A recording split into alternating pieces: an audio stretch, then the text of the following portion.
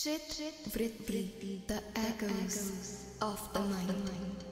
Episode 8 मन के तरंग, The waves within. नमस्ते दोस्तों, आप सुन रहे हैं चित वृत्ति the echoes of the mind. मैं हूँ आकांक्षा, एक दोस्त, एक आवाज़ जो आपके मन के उन हिस्सों को एक्सप्लोर करना चाहती है जहाँ हम अक्सर खुद भी नहीं जा पाते. ये शो एक सफ़र है, कभी एंशिएंट विजडम के साथ, कभी मॉडर्न साइंस के साथ, ताकि हम समझ सकें कि हमारे थॉट्स और इमोशंस का असली खेल क्या है.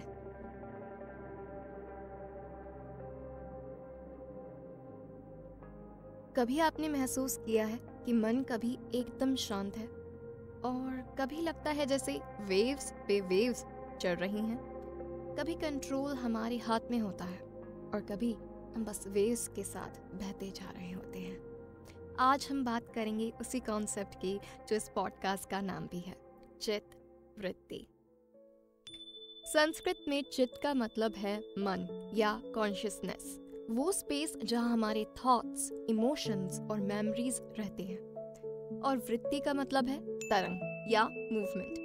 इमेजिन कीजिए एक शांत झील. जब पानी स्टिल होता है, नीचे तक सब दिखाई देता है, लेकिन जब हवा चलती है, वेव्स बन जाती हैं, क्लैरिटी धुंधली हो जाती है. यही वेव्स हैं हमारे थॉट्स, कभी स्वीट मेमोरीज, कभी वरीज, कभी रैंडम इमेजिनेशंस.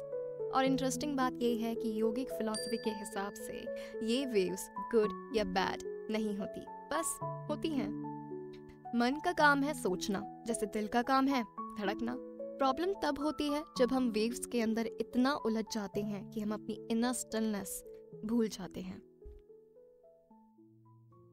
मैं एक पर्सनल मोमेंट शेयर करूंगी. बस एक नॉर्मल ट्यूसडे की सुबह थी. पहले 5 मिनट में ही मेरे मन ने ये किया. एक स्क्रिप्ट के लिए परफेक्ट वॉइस मॉड्यूलेशन का आइडिया आया, लेकिन तुरंत डाउट किया कि ये काम करेगा या नहीं. एक पुराना ऑडिशन याद आया और सोचा ये मैं और बेटर कर सकती थी. और फ्यूचर का सोचा कि वॉइस एक्टिंग करियर का नेक्स्ट चैप्टर कैसा होगा, कौन से रोल्स मिलेंगे, क्या अपने सपने के कैरेक्टर्स को आवाज़ दे पाऊंगी. और ये सोचकर थोड़ा डर सा भी लगा. देखा आपने, बस कुछ ही मिनट्स में मेरा मन एक काम लेक से एक स्टॉर्मी सी बन गया, वेव्स पे वेव्स, बिना मैंने परमिशन के. पर सबसे बड़ा इंसाइट ये था कि मैं अपने थॉट्स नहीं हूँ, मैं वो अवेयरनेस हूँ जो उन्हें देख रही है. मैं हूँ झील, वेव्स नहीं. मॉडर्न साइकोलॉजी में हम इसे बोलते हैं रूमिनेशन, एंग्जाइटी स्पाइरल्स या monkey mind. CBT cognitive behavioural therapy कहता है अपने ऑटोमेटिक थॉट्स को पहचानो. माइंडफुलनेस कहता है ऑब्जर्व करो, रिएक्ट मत करो. साइंस ये कहती है कि एक दिन में हमारे पास 12,000 से 60,000 थॉट्स आते हैं और उनमें से लगभग 80% रिपीटेटिव और उनमें भी 80% फियर बेस्ड या नेगेटिव होते हैं. यानी हमारा मन काफी हाइपर एक्टिव रहता है. योग सूत्रस कहता है कि वृत्तिस 5 टाइप्स के होते हैं. प्रमाण, वैलिड नॉलेज, विपर्य, फॉल्स नॉलेज, विकल्प, इमेजिनेशन, निद्र, स्लीप, स्मृति, मेमोरी. हर वृत्ति अपने आप में गलत नहीं है, लेकिन जब हम इनके स्लेव बन जाते हैं तब प्रॉब्लम शुरू होती है. अगर आप चित वृत्ति को समझना और मैनेज करना चाहते हैं तो ये 3 स्टेप्स ट्राई कीजिए. नोटिस. मैं नोटिस कर रही हूँ कि मैं ये सोच रही हूँ. ये सिंपल लाइन आपको थॉट्स से थोड़ा डिस्टेंस देती है. एंकर. अपने ब्रेथ पे या किसी साउंड पे फोकस कीजिए ताकि वेव्स सेटल होने लगे. रिफ्लेक्ट.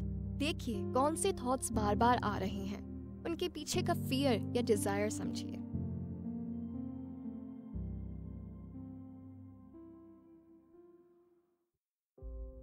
गोल ये नहीं कि मन बिल्कुल सोचना बंद कर दे. गोल ये है कि चाहे वेव्स आएं, हम अंदर से काम और ग्राउंडेड रहें.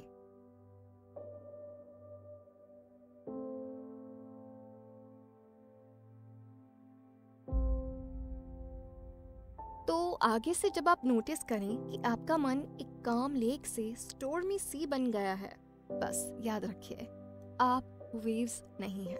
आप वो गहरा पानी है जो हमेशा स्टिल है, चाहे ऊपर कितनी भी तरंगे चल रही हो.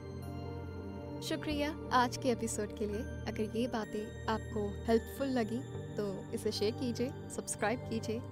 अगले एपिसोड में हम बात करेंगे कैसे ट्रॉमा परसिस्टेंट वृत्तिज क्रिएट करता है और हीलिंग के लिए एंशिएंट और मॉडर्न टूल्स कैसे काम आते हैं। तब तक अपने मन के एकोस के साथ जेंटल रहिए। Bye bye.